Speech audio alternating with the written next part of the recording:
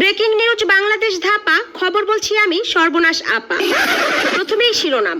গতকাল গুরগুরিয়া থানার ভুরভুরিয়া গ্রামে 40 বছর বয়সের এক স্বামী অফিস থেকে ঘরে ফেরার সাথে সাথে তার আপন স্ত্রী হাতের কাছে থাকা সেফটি পিন দিয়ে গুতা মেরে তার স্বামীর চোখের 12টা বাজিয়ে দিয়েছে।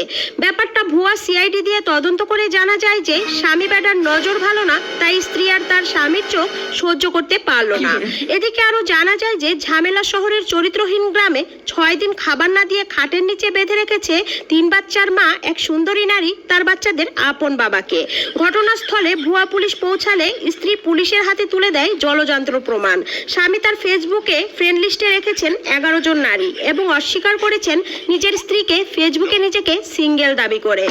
অতঃপর পুলিশ স্বামীর পাছায় 12টা লাঠির বাড়ি দিয়ে মামলাটি খালাস করে। এরপর থাকছে বিরতি। টয়লেট থেকে তাড়াতাড়ি ফিরতে পারলে বলবো পরের সংবাদ, সাথেই থাকুন।